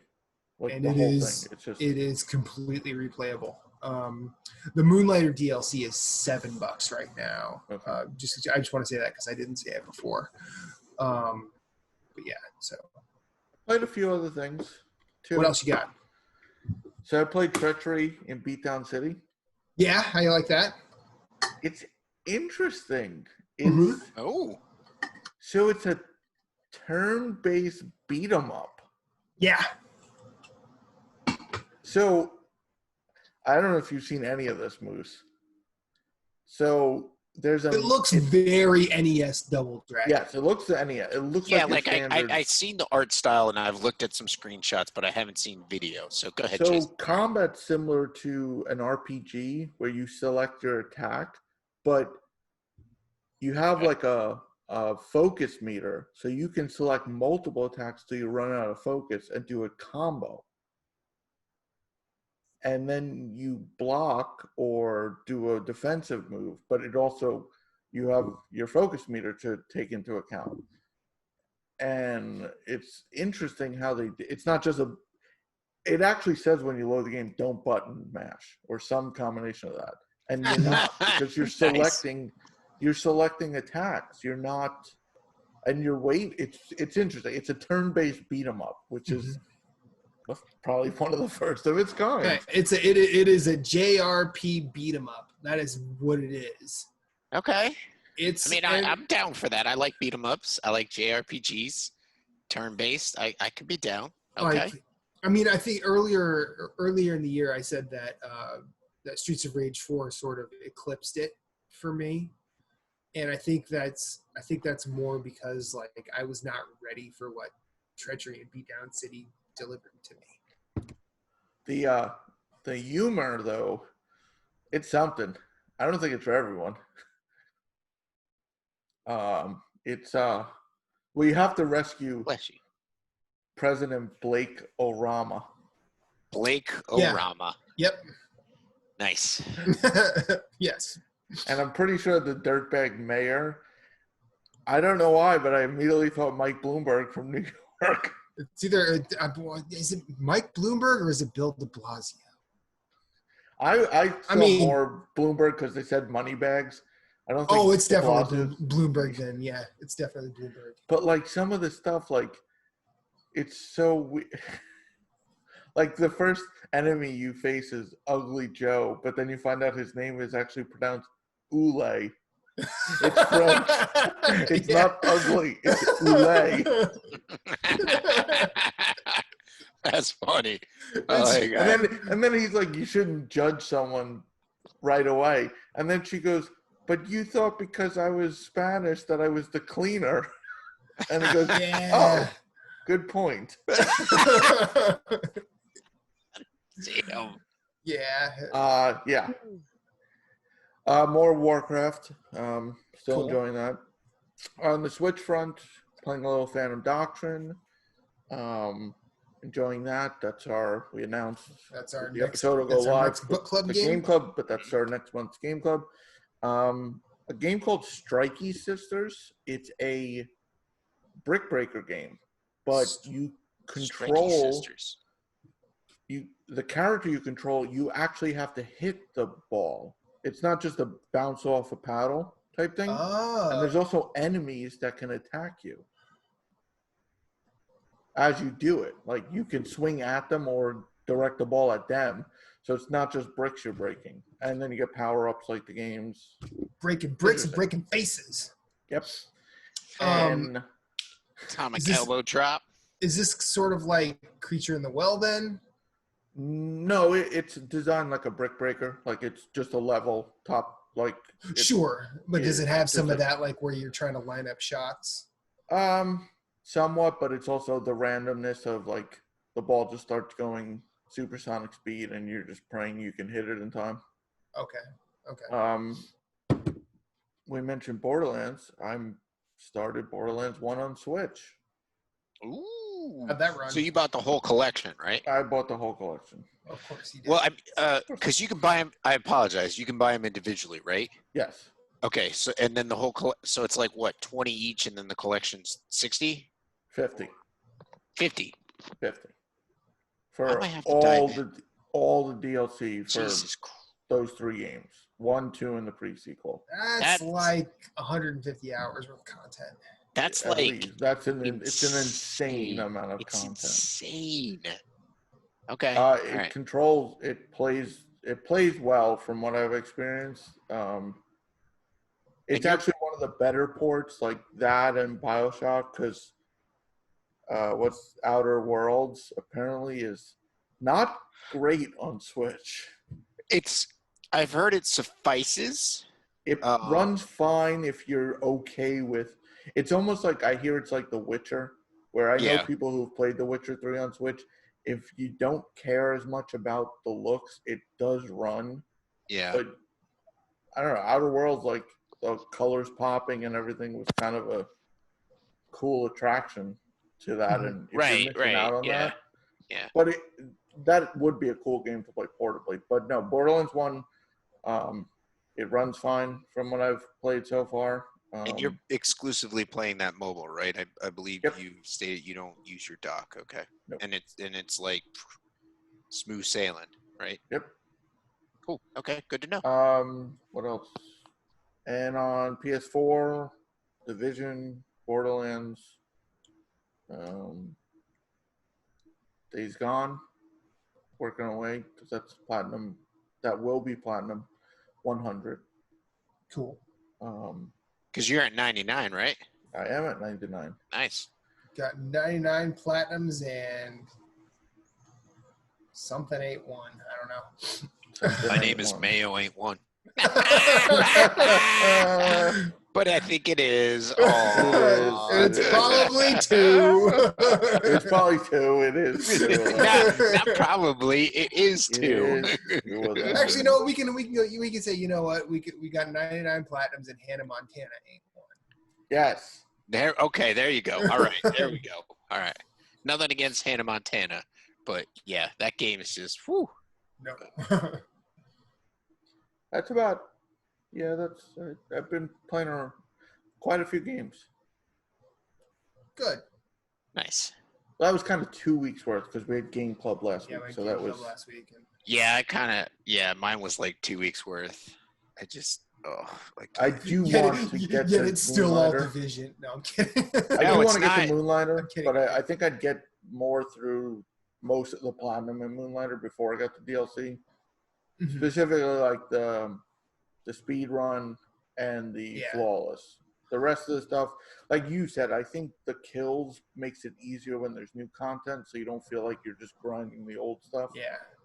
Because I think I ran the first 2 dungeons just because I was just one-hitting everything. I did play another game. I totally forgot, but I only played like 20 minutes. I started playing Disco Elysium. Oh, okay. And? So I picked the dumb build when you start the game. Awesome. You wake up completely hungover, cannot function at all. Like I tried to I was having trouble just getting my pants on. It sounds like a typical Saturday for me. I mean, is this autobiographical or are you talking about the game? No, or are you talking about Moose? It's automusographical. No, Matt specifically, you'll love this with the choices. Like you can my tie was on a ceiling fan, and there was I had to get it down, and it said I had a chance, I had 70% chance. I happened to get it. I'm just curious what the 30% chance was if I didn't get it. What happened? Was that ceiling fan coming down? Was something? Did you hang yourself on your tie on a ceiling fan? I've actually heard that's happened to some people. Cool. You start the game, you can pick your a high intelligence build. There's another build and a middle ground, and then there's a brute force. So you're just everything's just keep it simple, stupid. Yeah. It's a cool. The art style looks really cool. But I need to play more to really assess. But did you? So how far? So you played? You only played it for what? 20 minutes. 20 minutes. Get out of the first room. Yeah, I mean, before you wake up, you're I think it's an inner monologue with a lizard voice, so it's weird. Sweet. I'm really excited to play that game. Hopefully, either it comes out on console before the end of this year, or I end up purchasing a PC because I would really like to, or I would really like to build a PC, but I would really like to play that game. It's not that graphic intensive. It's weird because I talked to Captain Canada about it. It's actually optimized very poorly. So it seems like it requires more than it does, because I wasn't going to get it because the website, Can You Run It, said Mhm. I couldn't run it even at minimum, and I'm actually running at more than a little above middle of the pack. Okay. Like it's optimized very poorly, apparently. So Okay. Yeah, I've heard like the back end calculations are redonkulous in that game. yeah, so that's what prevented me. But then it was on sale for $29.99 on the Epic Store, and there's a $10 coupon, so I got it for $20. That's not bad. That's not bad at No, all. It's especially not bad at all. the praise it's gotten. So for Yeah. $20, Yeah. so I'll definitely play more of that and report in next week. Cool. Sweet. Cool. So, would it be next week or the week after that E3 would have started? Next week. Next week. But next week we'll be able to discuss the PS5 reveal because Yeah. That's happening Thursday. When this episode goes live later that day, you can see the PS5 reveal. Now, I think June 11th. I think that they if we I want to preface things because they had to delay it last week, rightfully so. They made the right fucking call. I don't care what anybody fucking says. Let's hope they don't have. Let's hope they don't have to do that again. As of right now, it's Thursday, June 11th at 4 p.m. Eastern. It would have been. E3 is usually the second weekend of June, so it would be this coming week, like the 12th, 13th, and 14th. So, they're actually, by delaying it a week, they're kind of on par with E3. Yeah. So, I'm kind of excited about it. I love me a Sony console called the PS4. That's how I met these two knuckleheads. Yes. So I'm kind of excited to see what they do. Now he's going to Xbox. Peace out, quick. Xbox. Real quick, do we think we're going to get a price? Yes. No, I don't. I do. I was going to say no, too, so 2 no's and a yes. We know we're getting games. They said that.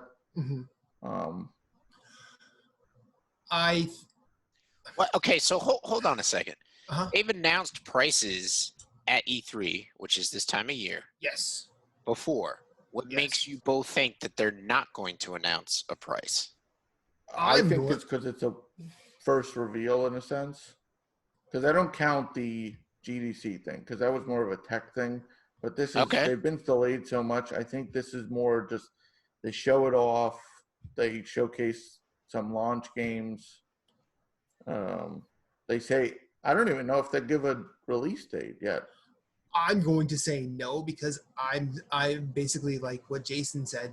Like, we still don't know. Like, yes, it's great that the country in which this system will be manufactured has started a decline in cases of COVID-19, but also there's nothing in this world preventing this from happening again. There's nothing. There's nothing. We don't have as far as I know, as a healthcare worker, no real treatment, no real cure, and definitely not a vaccine.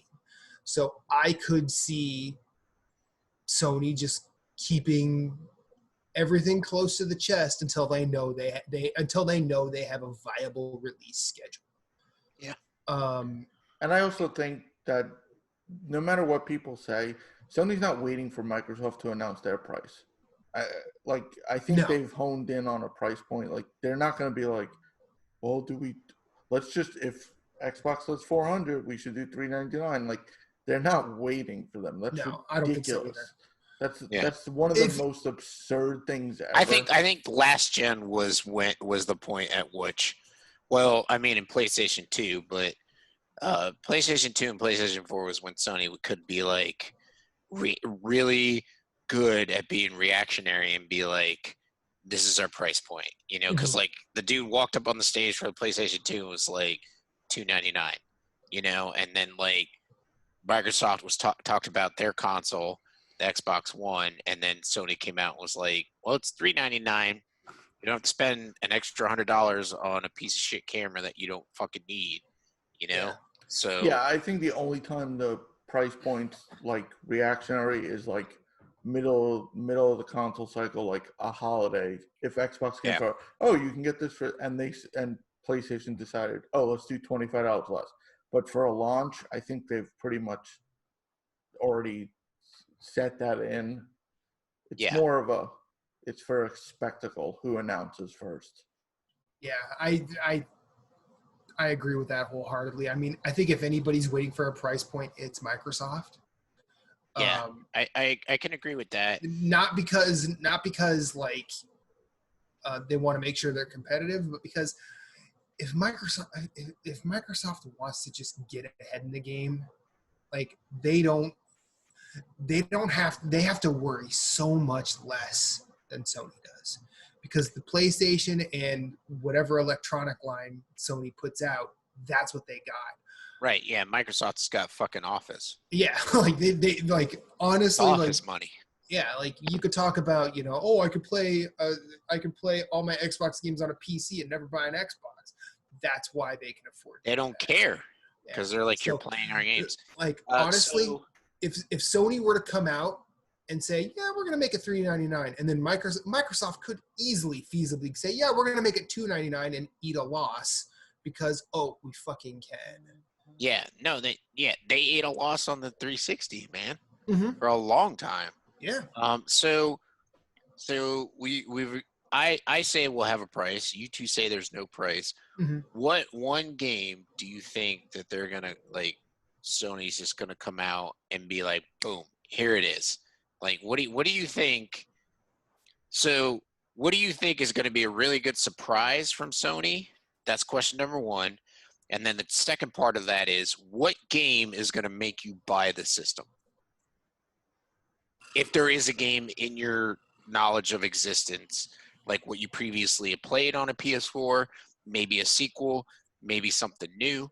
So take your time. I'll go first. Okay. That's like no time. We already know the answer. Okay, well then go, my friend. Go. No, go ahead. You said you go first. You said you were going first. You're going first. So I think out of left field, I think it's been rumored, it's been talked about, it's getting fucking dropped. Demon Souls is getting dropped. That will be announced Thursday. That as a launch title. Okay, so now here's the thing. Like we talk about like that, I want to play that fucking game, and yes, that will make me buy the system. But the other game that would make me buy the system even more is a Horizon Zero Dawn 2. But now so are one of those your left field and one of those your yes, so the left field, and it's not really left field because people have been talking about Demon Souls for forever, but I am saying like Sony is finally taking this moment, this on-stage moment to say, here it is, motherfuckers. We fucked up when we put it out on the PS3. It kicked off a generation of Soulsborne games.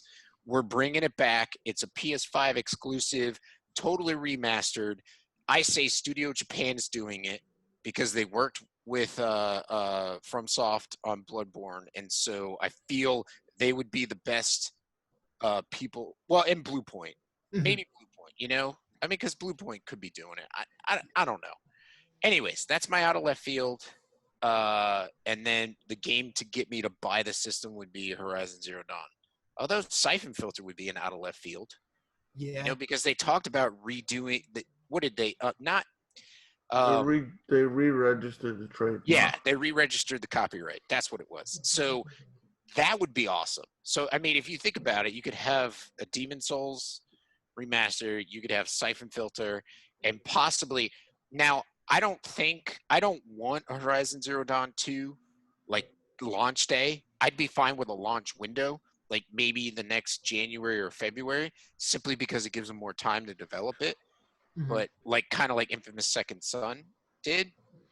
But I feel like Horizon Zero Dawn 2 is going to be the next thing, and like them actually showing it is going to help sell that console. Like that game, like Horizon Zero Dawn is just freaking phenomenal, and to have a sequel, and it's been what 3 years? It's been 3 years. I could see them doing what Nintendo did at E3 with that Breath of the Wild 2 teaser, because we know Horizon Zero Dawn 2 is coming out. It's not. I can see them ending this as a teaser. I don't see.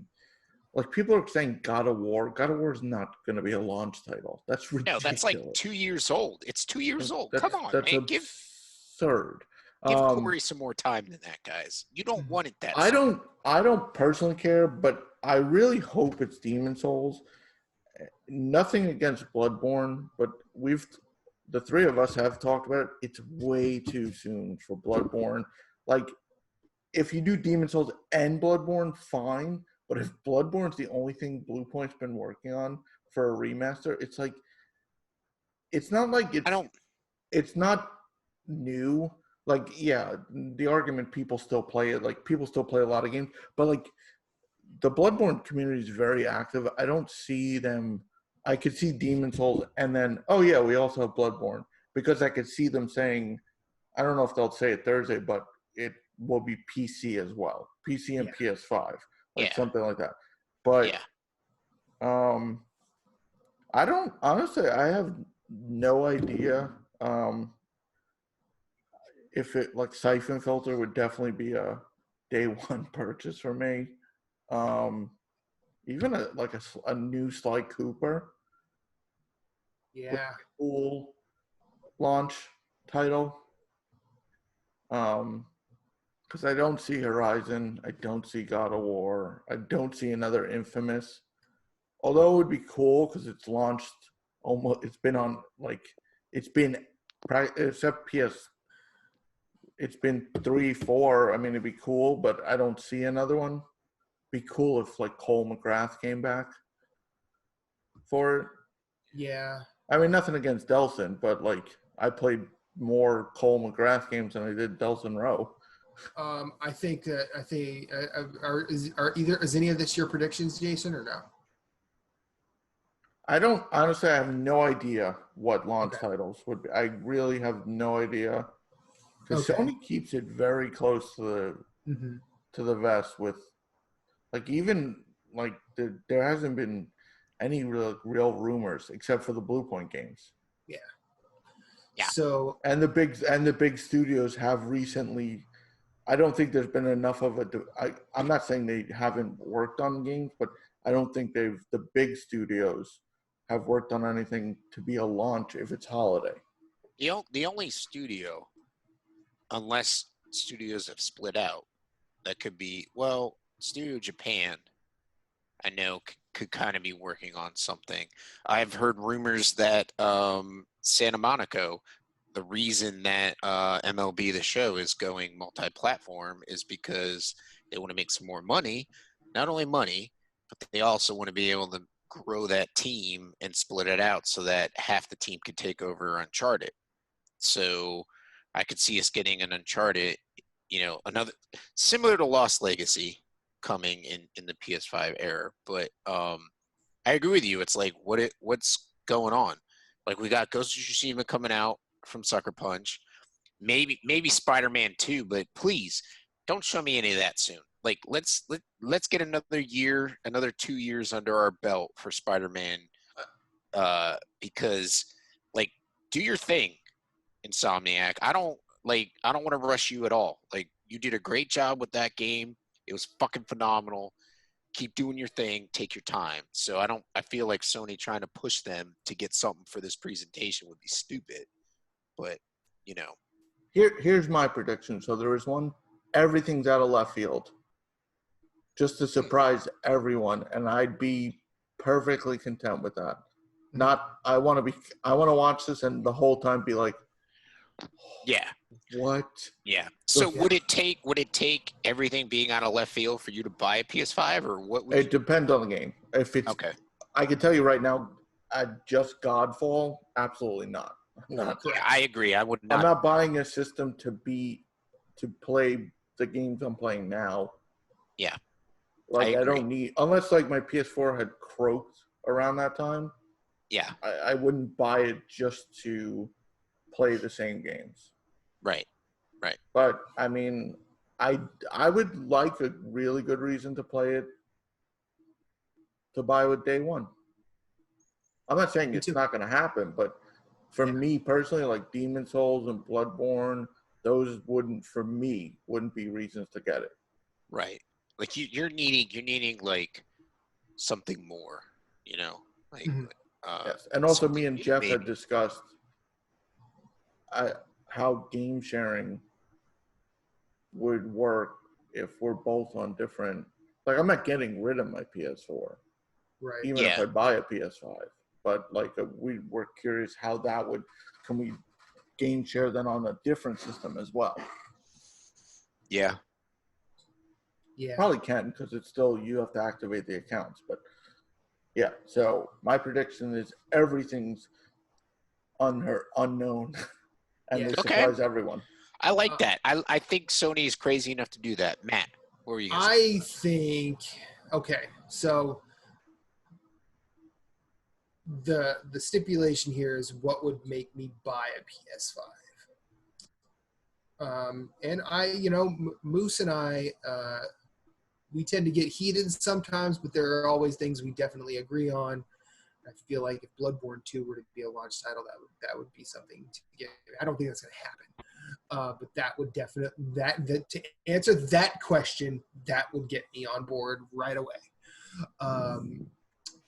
But my left field prediction is that they're going to announce an Infamous collection Ooh, for PS5. That would be awesome. Like that would be awesome. I think that because that is something that it's not been something on the tip of everybody's tongue, but there's been enough buzz around that series that if they did it, no one would. Inside the Infamous Second Son engine would be great. That would be cool. I would. I feel like that. I feel like that's a big ask, but that would be cool. But I think that, I mean, how do we know that? I mean, not how do we know that Sucker Punch hasn't been like some people have been split off to kind of take care of that? You're correct. We don't know. We don't know. But I would love to play the Cole McGrath Infamous games again. I mean, I'd play Second Son again. I'd play First Light again because those games weren't bad. I didn't like Delson Rowe as a fucking character, but because he was kind of a tool, but that game he was awesome. a tool, and there was a whole bunch of problems with it. But that's a different discussion. But the thing that they will probably come out with that will. What was the other question? It was what would make you buy it, what's your left field, and then what is the launch day? Is that how that went? I don't even know if I had a third question. I thought it was just what's left field, and I don't think we're getting a launch date yet.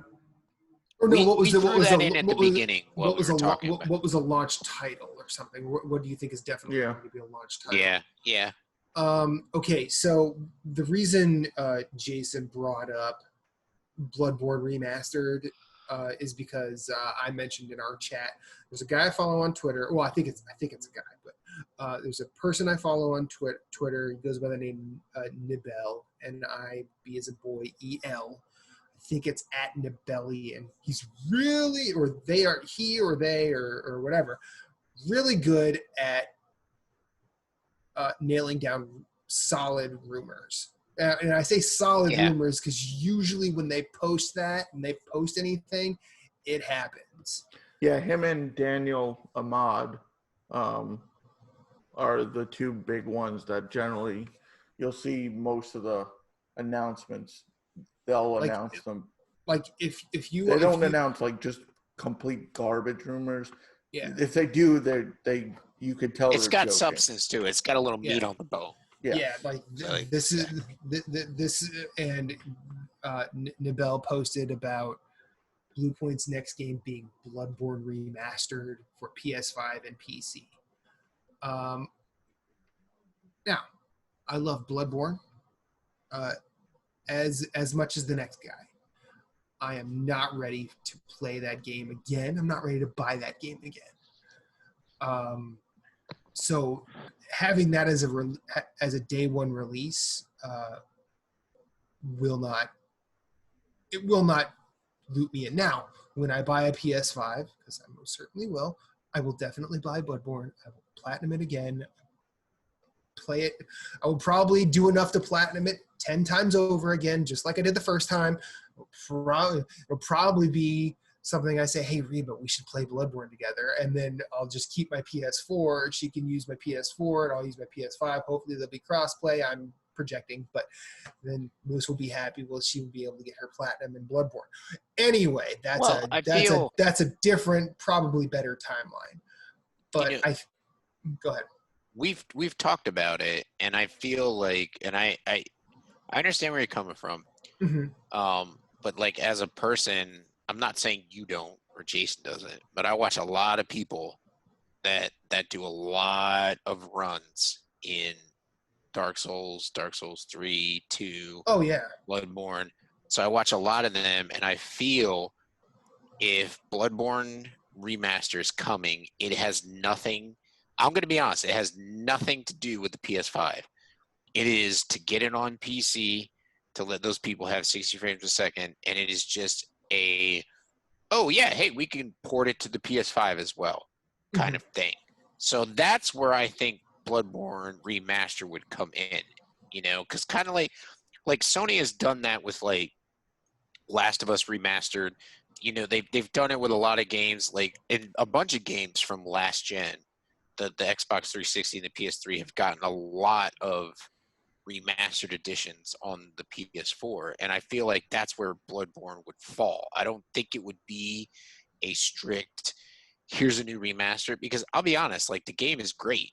If you just add 60 frames per second and clean up a couple of things, you're good to go. There's no you don't need to remake anything in that game. It's just basically kind of touching it up, putting a good fresh coat of paint on it, and they can stay focused on Bloodborne 2. But I feel that's where the appeal is, and that's where like the overlap is with the PS5 console. It's just we're trying to get it on a PC so everybody can play it and have 60 frames per second. Oh, we'll put it on PS5. I feel like there's potential for an initiative from Sony to do a PC division where they start bringing their games over. Which I feel like I think I've said it before, but like they've got to get out of this sea of sameness. Like they can't put all their eggs in one basket, which is their console. They've got to start diversifying, because if they're going to win this, not even win this next console generation, but just even survive it. Yeah. They need to start making more money and be like, I mean, like, I'll be honest. I want to buy a PC, but I don't know how to buy a PC. So what's easier for me to do is to go out to the store and pick up a console. Yeah. Because when I turn on my fucking console, you know what it does? It works. I don't have to worry about drivers. I talk about Richie 2T's, the streamer I watch, and like today he couldn't stream because OBS decided to update, and he couldn't figure out, he had to like reinstall it. So there's an issue, so you got like all this crazy stuff going on with your PC, and I'm not saying it's like utmost craziness. Like I might be over exaggerating. I'm just saying there's things you have to deal with more when you're running a PC than when you're running a console. The console, you just turn it on, play what you want to play, turn it off, and go to bed and do the same, rinse and repeat. PC, you got to be like, are my drivers working? Was there a Windows update? Oh, I can't play this game on Steam because it's done this and it's done. It's like, you know what? You eliminate that headache by just going out and buying a console. And I think Sony is slowly realizing that, to the point where they can say, okay, well, the people that want to deal with the headache, here's our game on PC, and the people that don't, here's our console. You can buy our console, and plus price tag. A console is going to be a lot less than a PC. Yeah. So that's the other thing. That's where I think Sony is also realizing they have the advantage over PC is the price point. Like, here's a good console for $400 or $500. It's not a PC, but you can still play what you want to play. Sure. So, but I think that's the other thing we really didn't talk about. Would price make you buy the console day one? Like would you look at the price or would it be a kind of like a, you know, hand in hand? Would it be like I need to see games and I need to see the price to buy it? For me, the game is the not the Games are most the end. important. The Games are, but yeah. I'm gonna buy it. Mhm. I mean, it's not gonna be $600-700. I mean, at most I could see it being $5. I don't think it would be. But the game, I'm not gonna. Even if it's 300, I'd probably say 350. But say it was 300. If there's no launch title I want, I'm not spending $300 to play the games I currently have. So, if it was 250, maybe. I don't see it going to 250. it's not going to be 250. I don't even think it's going to be 350. It's definitely. I don't even think it's going to be 4. It's probably going to be. I really think it's going to be $499. But then the if other they have thing multiple is like, models, I could see it being $400 and $500. Like if so they like release 2 different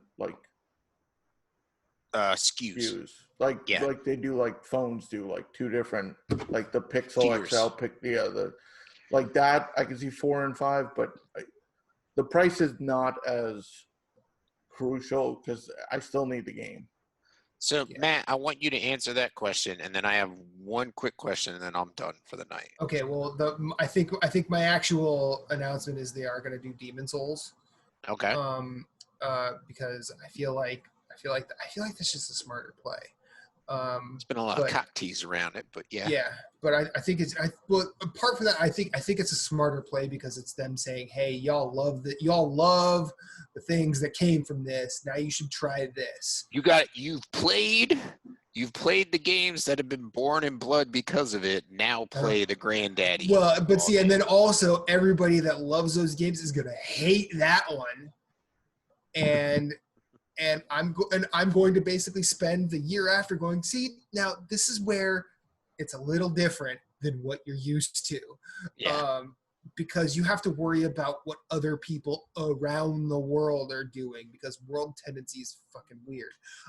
But would price sell me the system right off the bat? Like Jason said, without newer games I want to play, no. Okay. Now, because you just upgraded recently. Yes. So you got that in your corner. Yes. Now, if the PS5 is a revamp of the PS4 with a whole bunch of new shit that is not present on the PS4, not like additional stuff, but it's just like a recontextualization. Because let's say, and this is fucking Matt's reaching shoulder deep up his own ass. Let's say it is a PS4 powered Switch. Let's say that. It's not going to happen. We all know that. But if it is, that might sell me. Because if I can take, you know, a game to work that's not, you know, on a Vita screen, yeah, I'm definitely in. But if they just give me a price and it's reasonable, but like they're probably going to show Gran Turismo 7, and then and then you know, say, oh, the top 100 PS4 games are going to be backwards compatible, but that will increase over time. And anybody bitching about that, like, you know, Xbox wasn't robustly backwards compatible when it launched, so heads at your ass. Yeah, no. Right. But Xbox shows Forza, PlayStation shows Gran Turismo. Yeah. So I mean, a price is as of right now, a price is not going to sell me.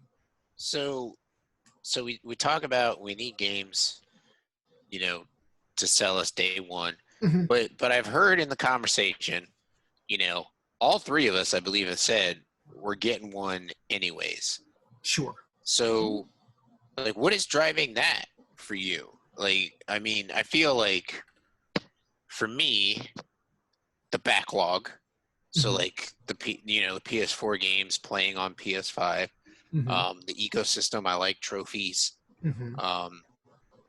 I like the interface. Mhm. YouTube's easy to get to. That's got all the apps I need as far as streaming stuff. Um, I would say socially, like the people that I play with, but I'll be honest, I love y'all. If we never played on a PlayStation platform again, I'd still fucking talk to you. But Yeah. I'll find new people to play with on an Yeah. Xbox if I move there, or I moved to PC. Mhm. So it's not like I hate people that are like buy where your friends played. No, fuck that. You'll make new friends. Well, You know what that's I it. mean? But see, that's an argument for people Right, without and that's disposable kind of, income. I'm sorry. Like, Well, I mean, and that's kind of I'm kind And of it's getting what I'm also saying. for we play uh, a multitude of games. Some people only play like FIFA Yeah, or NBA. yeah. Like then play with where your World of friends are, because Warcraft. that makes There's only people that play World of yeah. Warcraft. I mean, it's No. not a console, but you know what I mean. You know what Mhm. I'm getting at. But the reason I said it's because Sony announced it, and I agree with it. The exclusives, they're not going to be on 4. Any new exclusives will be on PS5. Yeah. We don't have to go in deep in that. That makes sense. Why would you limit developers and make them make a game that has to play? Yeah, I agree with you, Matt. like Right on the that's nose. He's hitting yeah, it right on the nose. Yeah. yeah, Yeah. But like, yeah, but that said, like, that's why I said I'm going to get one. If there's no exclusive, I could wait. yeah. Like I said, if there was no exclusive and I'm not buying it day one, and say Horizon's announced for February next year, unless my PS4 and I have a launch PS4, so there's more than a likelihood. Yeah, there's a lot of miles. There's a lot of miles on that car. It's on its last legs, ladies and gentlemen. But I can wait. That explains the need noise I hear playing. It sounds like a jalopy. Like, because I'm sure there's going to be, between now and the launch, 10 to 15 indies. Do I need a PS5 to play them? No, absolutely not. I can play them on PS4. Mm-hmm. But it helps like sell the system. Like it's I completely agree. I wouldn't purposely, I'll just get this on Switch because I'm not getting a PS5. Like, yeah. It also depends on games, because sometimes I'm picky about, I'd prefer a game on PS4 versus Switch. Like, Yeah. so it's inevitable because I want the exclusives, and I'm not saying Xbox is not going to have exclusives, but I don't care about Gears and Halo and Forza. They could have other exclusives, but I know what they always release, and that's just not. Like, I want Spider-Man 2, God of War 2 or 5, Horizon Zero Dawn 2. Right there, there's 3 games that I know I'm going to get day one. Like, and that to you and to me as well justifies the purchase of a console. Yeah. Yes. And you, Matt, as well, probably. Yeah, sure. Mm-hmm. But yeah, so watch this space, I guess. Yeah, I mean, we'll probably talk about it next Monday, obviously. We'll definitely talk about it Monday. Yeah. Or next month. Yeah, I'll be watching it. I'll be watching Thursday with my two eyes. It's at 4:00 Eastern. 4 Do we know about 4 Eastern. It's one. It's 1 p.m. Pacific. Do we know what kind of timeline it is? Do you think it's going to be like an hour? Oh, time frame? Yeah. I would say it's going to be an hour. Like, I would say 30 minutes to an hour. Like, they'd be ridiculous if they went over that, because I feel like I think it's going to be an hour because they're like showing the PS5. Like, I'm going off the fucking rails here. I expect to see the console. Like, they're going to show the console. There's going to be a fucking price. There's going to be some fucking kick-ass exclusives that are going to come out of left field because they have to. That's the thing. They have to do that. They can't just rest on their laurels on the PS4. They have to come out fucking swinging for the fences. But You know what I want? okay, What I really want, since we didn't hear much, there's been barely any rumors except the Demon Souls, but that's not technically like first part. I want like God of War's reveal, where like Kratos steps out of the shadow and people lose their shit. I want that with what with a game, with something, and you're like, Yeah, that would be amazing. Like I just when he did that at that E3 show, it was like like you just hear like boy, and then he steps forward. You're like, yeah. You're like, I know him. Well, it's weird. Like, it's weird because when that happened, I'm like, oh, great, another fucking God of War game. And then that trailer just proceeded to basically turn everything I knew about God of War away. On its head. Like, it basically took it. Yeah. I'm like, oh, okay. So instead of just being young, dumb, and angry, he's like alcoholic dad. Okay. I can work with an alcoholic dad. And then, it was one of my favorite games that year. But now I just want to ask a question because you've asked a ton. I know. Yeah. What if you got none of that? Now, and I'm not saying like you clearly be saying, what if you got none of that? Meaning, what if you got nothing for an hour? They're not going to do nothing for an hour. Right. But you mean, what if it's not? What if it's not as swinginist? What if it's not as swinginist at the fences as you want? So that is like, I have no problem with that because I agree with Jason, and I echo the sentiment that like I will buy a PS5 eventually. Because I want the exclusives. I want Spider-Man 2. I want Horizon Zero Dawn 2. I want God of War 5. Like I want those games. But not only do I want those games, I want them on a system that just fucking runs. You know what I mean? Like I turn on my PS4. Yeah, it takes me like 10 hours to log into Division 2, but it works. Yeah. You know what I mean? So like there's a lot of factors there. When talking about the system, and so I have no problem if they don't go swinging for the fences and they play it a little bit safer, but they give me stuff that's like this is coming. Like I might be all right with that, but I don't want them to go the route of like, hey, here's Last of Us 2, 6 months later. Here's Last of Us 2, 6 months later. Here's Last of Us 2. Like I fucking swear to God. Don't show me a game that's 2 years away and then like every 6 months, every 3 freaking months, you're like, here's the game. Like, stop that. Don't show me the game until like I feel Fallout 4, as much as I did not enjoy that game, and I want to get back to it because I want to try and give it a second shot. Bethesda did the best with that game. They announced it. What was 6 it? months April? later, it was out. 6 months later, it was out. That's what I want. Don't show me a game unless it's 6 months out. That's what so like anything they show at this presentation on Thursday better be a launch title or a launch window title. That's what I want. So I don't have a problem with them not swinging for the fences, but I feel like I agree with you. I understand your questioning of like, what do we do if they don't swing for the fences? Yeah. But I feel like they need to.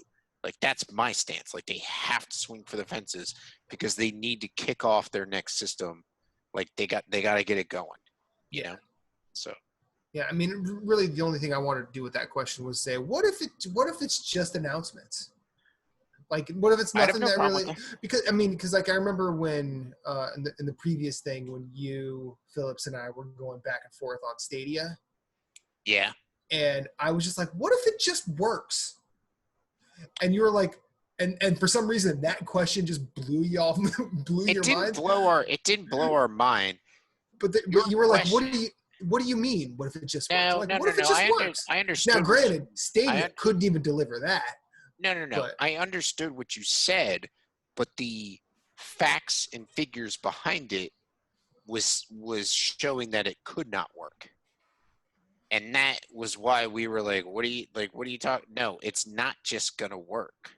Well, I think it wasn't just going to work at the specs you guys were talking about. Well, no, not us. Google was talking about. Yeah, but but my whole thing was, what if you just turned it on and you could just play a game? And you could totally turn on Stadia. No, you can now. You couldn't really at the beginning. Yeah, but You can now. really It's okay.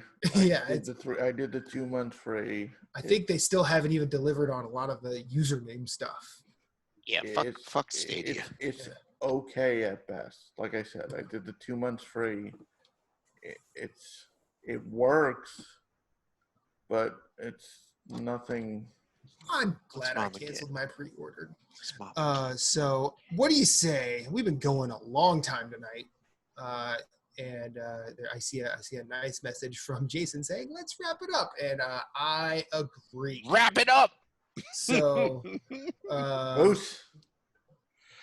bye.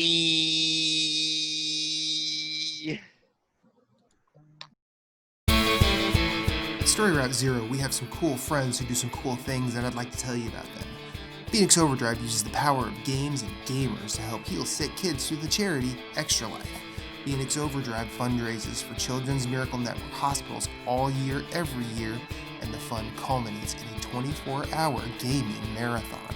Find out more about their events and projects online via Facebook at facebook.com/Phoenix Overdrive or on Twitter and Instagram at PHX_Overdrive.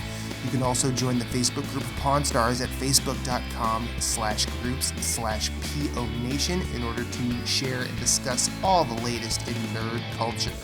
They've also got a podcast, Nerd Overdrive, which you can see weekly at youtube.com/Phoenix Overdrive. You can also catch it on Facebook Live or twitch.tv/PHX_Overdrive.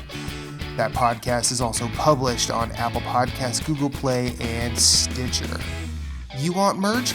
They got merch. Merch can be ordered from tinyurl.com/PHXODmerch, a portion of which goes to their fundraising efforts. Join the nation and be a hero to sick kids, as El Capitan Ray Osorio, Lee the Maestro, and Becky, the lovely queen of the guild, always say, #Rise Above.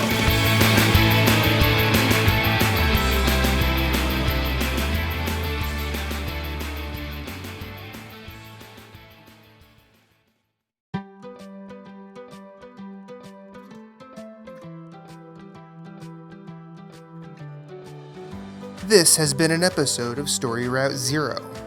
Thank you for coming along on this journey. We sincerely hope you enjoyed yourself as much as we enjoyed having you. Once again, you can find everything we do at StoryRoute0.com. Hit us up on Twitter at StoryRoute_0, or you can email us at StoryRoute0@gmail.com. If you'd like to hit us up individually anywhere, you can find Moose at Sven, that's SVHENN, everywhere on social media. That's PSN, that's Twitter, that's Instagram. You can also find him on Twitch, streaming games. You can find Jason Marshall at GimpyJ, with 2 Y's at the end. That's Twitter, that's Instagram, that's Twitch, and he also has a website called whereisthepausebutton.com. Captain Canada is the only Story Route Zero exclusive. He's the only one you can only find right here on the show. As for me, I'm Infinite_Rewind everywhere I'd like to be. That's Twitter, that's Instagram, that's PSN, and Twitch. I also have my own website, InfiniteRewind.com, where I do all sorts of weird writing and rambling. Check us out at all the places. And remember, you are always welcome, and you will always have a seat waiting for you on this ride. But for now, it's back to the real world for us. We will see you on the next one.